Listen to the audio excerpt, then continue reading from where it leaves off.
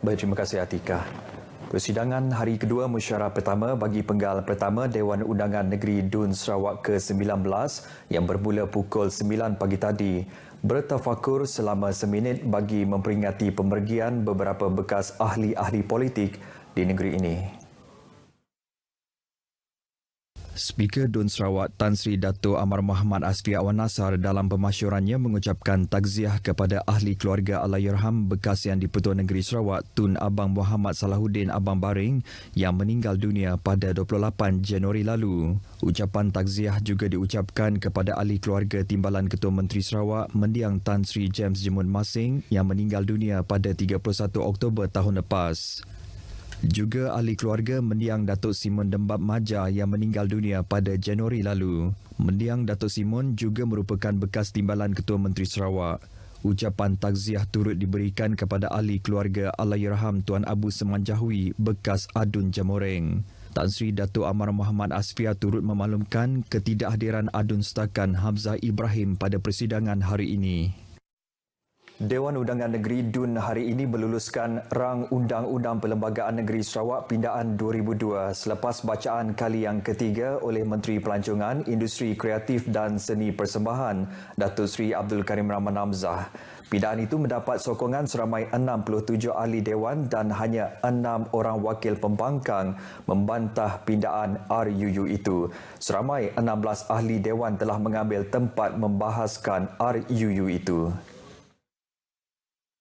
Ketika membentangkan RUU berkenaan, Datuk Seri Abdul Karim mencadangkan perkataan premier bagi menggantikan istilah Ketua Menteri di Sarawak.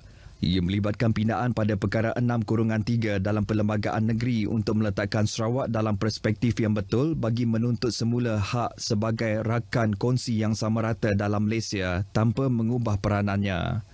Turut dicadangkan pindaan pada perkara 7A bagi menukar nama jawatan Menteri Muda kepada Timbalan Menteri. Ia bertujuan meyakinkan Menteri Muda dalam melunaskan tanggungjawab sebagai Timbalan Menteri. Datuk Seri Abdul Karim juga mencadangkan pindaan kepada takrifan persekutuan dalam Perlembagaan Negeri bagi menyelaras takrifan persekutuan yang telah dipinda dalam Perlembagaan Persekutuan. Baik, dalam perkembangan sama, pindaan rang Undang-Undang RUU Perlembagaan Negeri Sarawak Pindaan 2022 berkenaan perkataan jawatan Ketua Menteri Sarawak kepada Premier merupakan langkah pertama bagi Sarawak. Ahli Dewan Undangan Negeri Pelagus Wilson Nyambung Ejang menyokong pindaan itu dalam sesi perbahasannya berkata ia sebagai manfaat generasi yang akan datang dan kemakmuran negeri Sarawak.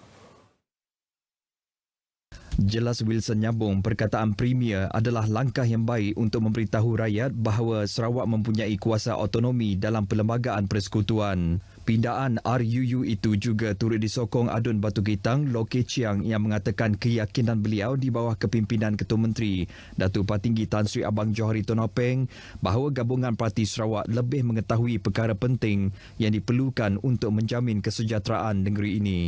Adun Darul Safi'i Ahmad turut menyokong pindaan RUU tersebut berkata, ia penting agar bilangan ahli mesyuarat kerajaan negeri untuk Sarawak ditambah melebihi 10 orang selaras dengan keperluan dan perkembangan semasa. Manakala Adun Tamin Christopher Gira menyifatkan pindaan RUU itu dilakukan tepat pada masanya apabila melihat kepada perbezaan khususnya Sarawak dan Sabah dengan negeri-negeri lain. Malah beliau juga berharap turut dipinda iaitu menukar nama Dewan Undangan Negeri Sarawak sebagai Dewan Parlimen Negeri Sarawak dan Ahli Dewan Undangan Negeri Sarawak ditukar kepada Ahli Parlimen Negeri Sarawak. Dalam pada itu, Ahli Dewan Undangan Negeri Padungan Chong Chan Jen menjelaskan penggunaan perkataan Premier perlu lebih jelas selain mempersoalkan istilah rasmi perkataan itu bagi mengelak kekeliruan. Memberi pendapat sama, Adun Pending Violet Yong tidak bersetuju dengan penggunaan perkataan Premier bagi jawatan Ketua Menteri Sarawak. Jelasnya pertukaran nama berkenaan akan menyebabkan implikasi dalam pelbagai urusan kerajaan. Universiti Teknologi Mara UiTM Cawangan Sarawak komited meneruskan misi penerokaan dan kajian tentang kemasukan Islam di Kepulauan Borneo ini. Rektornya Profesor Dato' Dr. Jamil Hamali berkata walaupun telah berjaya membukukan 3 naskah kajian sejak 2 tahun lepas, namun kini mereka akan meneruskan kajian sehingga ke Sabah dan Kalimantan, Indonesia.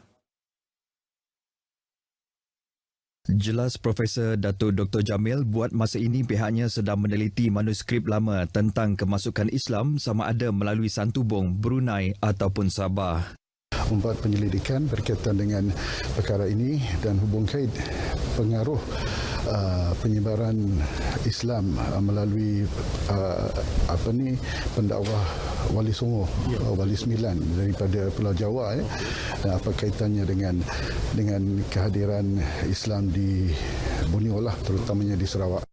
Oleh itu, beliau akan mendapatkan perkenan daripada Yang di-Pertuan Negeri Tun Pehin Sri Abdul Taib Mahmud bagi meneruskan misi yang diilhamkan oleh Tun Taib sendiri. Beliau bercakap kepada RTM selepas mengadakan kunjungan hormat ke atas Tun Pehin Sri Taib di Demak Jaya, Kuching.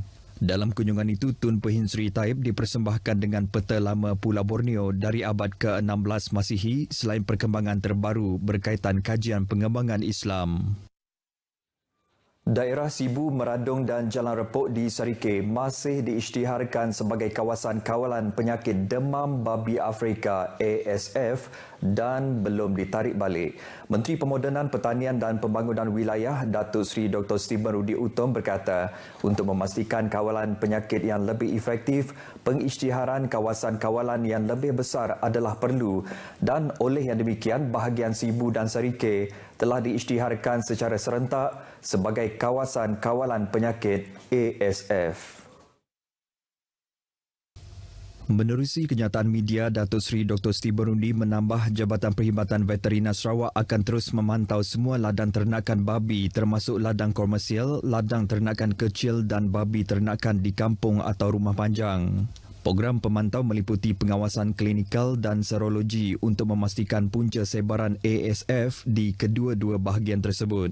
Tambahnya, setakat ini Jabatan Perkhidmatan Veterina berjaya mengawal jangkitan ASF dan beliau memohon kerjasama semua pihak, terutama pengeluar, untuk meningkatkan amalan penternakan yang baik dan mengukuhkan biosekuriti ladang serta memohon penjual daging, peruncit dan pengangkut produk babi agar mengamalkan kebersihan dan sanitasi yang ketat. Menteri itu turut mengingatkan penternak untuk meningkatkan biosekuriti ladang termasuk tidak membenarkan lawatan ladang dan kenderaan yang tidak dibersih atau dibasmi kuman serta tidak menggunakan sisa makanan dapur sebagai makanan ternakan yang sering menjadi punca penyebaran ASF.